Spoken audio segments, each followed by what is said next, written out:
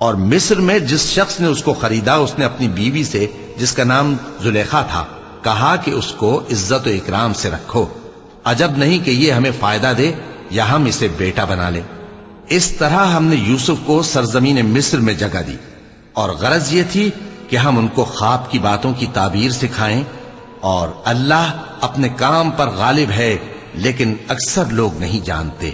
اور جب وہ اپنی جوانی کو پہنچے تو ہم نے ان کو دانائی اور علم عطا کیا، اور نیکوکاروں کو ہم اسی طرح بدلہ دیا کرتے ہیں۔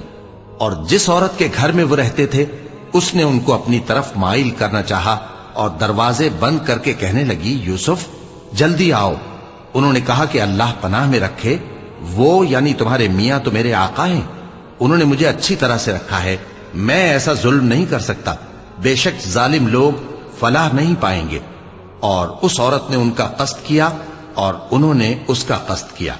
اگر وہ اپنے پروردگار کی نشانی نہ دیکھتے تو جو ہوتا سو ہوتا۔ یوں اس لیے کیا گیا کہ ہم ان سے برائی اور بے حیائی کو روک دیں، بے شک وہ ہمارے چنے ہوئے بندوں میں سے تھے۔ اور دونوں دروازے کی طرف بھاگے، آگے یوسف پیچھے زلیخا، اور عورت نے ان کا کرتا پیچھے سے پکڑ کر جو کھینچا تو پھاڑ ڈالا، اور دونوں کو دروازے کے پاس عورت کا خاوند مل گیا۔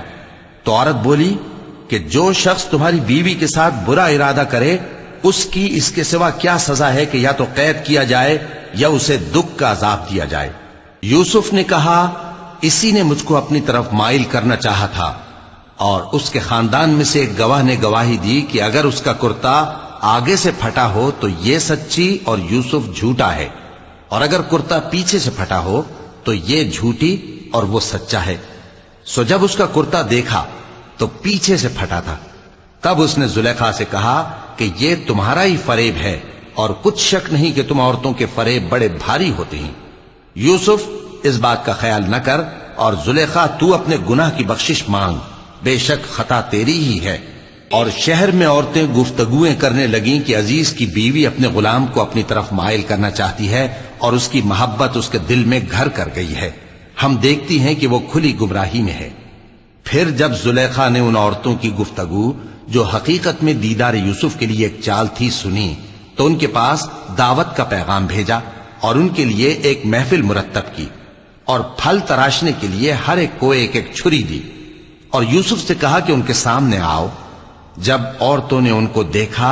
تو ان کا روب حسن ان پر ایسا چھا گیا کہ پھل تراشتے تراشتے اپنے ہاتھ کاٹ لیے، اور بے ساختہ بول اٹھیں کہ اللہ پاک ہے، یہ آدمی نہیں، یہ تو کوئی بزرگ فرشتہ ہے۔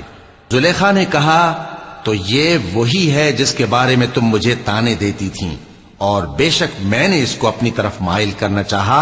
مگر یہ بچا رہا، اور اگر یہ وہ کام نہ کرے گا جو میں اس سے کہتی ہوں تو قید کر دیا جائے گا اور ذلیل ہوگا۔ یوسف نے دعا کی کہ پروردگار جس کام کی طرف یہ مجھے بلاتی ہیں اس کی نسبت مجھے قید پسند ہے،